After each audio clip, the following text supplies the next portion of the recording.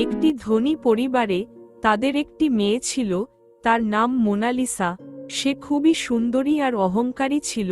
সে বড়দের সম্মান করত না, এমনকি তার বাড়িতে যারা কাজ করে তাদেরও সম্মান করত না, সবাইকে নিচু চোখে দেখত।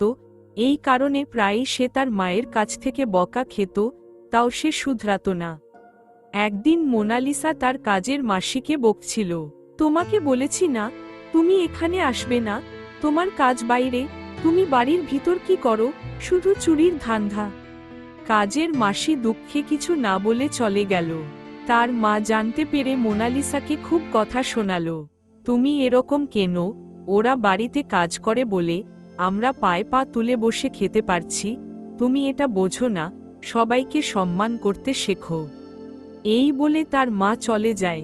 একদিন মোনালিসা সোফায় বসে খাচ্ছিল, হঠাৎ সে দেখল তাদের বাড়িতে ঢুকে আসছে নেকড়ে বাঘ।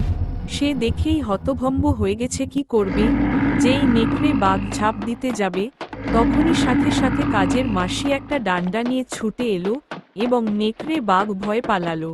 আপনার কিছু হয়নি তো ম্যাডাম, আপনি কি অনেক ভয় পেয়ে গেছিলেন?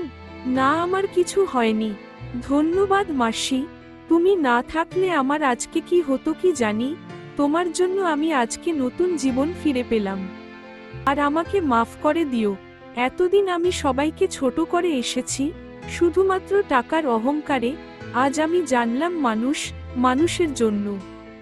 হ্যাঁ ম্যাডাম, আপনি বুঝেছেন, আপনাকেও আমার ধন্যবাদ।